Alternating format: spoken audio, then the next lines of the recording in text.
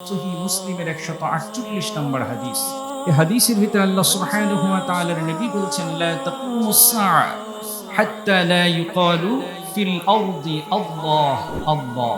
যতদিন এই পৃথিবীর বুকে আল্লাহ নাম স্মরণ করার মতো কোনো মুমিন বান্দা বিচরণ করবে, ততদিন পর্যন্ত এই পৃথিবীর বুকে কিয়ামত আল্লাহ সংগঠিত করবেন না।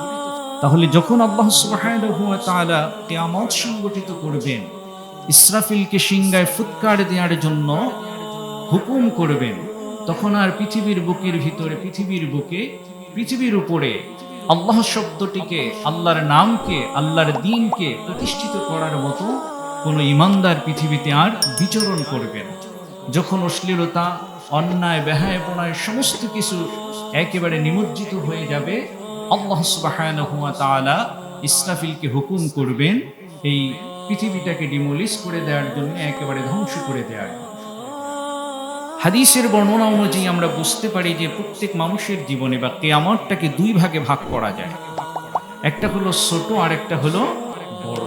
যে যখন প্রত্যেক মানুষের মৃত্যু, ব্যক্তির একেবারে নিকটে মৃত্যুর সময় এসে যাবে, তখন মানুষগুলো কি বলবে? আল্লাহর কাছে আবেদন করে বলবে, حتى إذا جاء أحدهم الموت قال رب ارجعون। তারা আল্লাহর কাছে আরজ করে বলবে যে, মালিক, আমাদেরকে আরো সামান্য কিছু সময় অবকাশ দিয়ে দেন, আমাদের হায়াতটাকে সামান্য সময়ের জন্য বাড়িয়ে দেন, আমরা আবার আপনার কাছে ফিরে যেতে চাই এবং আমরা সঠিকভাবে আপনার ইবাদতগুলো আদায় করে নিতে চাই।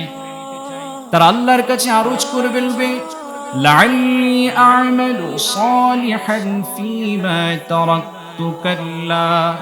হে আমার মালিক, আমরা দুনিয়াতে যত অসৎ কাজ করেছি সব কিছু থেকে তওবা করে নিব। যত সৎ কাজ আমরা ছেড়ে দিয়েছি, সমস্ত সৎ কাজগুলো, ইবাদতগুলো আমরা পরিপূর্ণভাবে আদায় করে ফেলব। ইন্নাহা কালিমাতুন হুয়া কাইলুহা ওয়া মিন ওয়ারাইহিম বারযাখুন ইলা ইয়াউমি ইউবআসুন।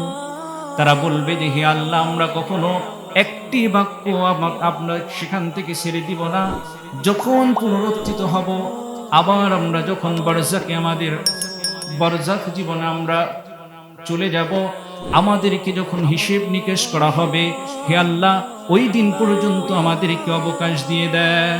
তারা আল্লাহর কাছে এভাবে অবকাশ চাইবে, সময় চাইবে। আল্লাহ সুবহানাহু ওয়া তাআলার কাছ থেকে কোনো সময় আর সেদিন হওয়া যাবে না।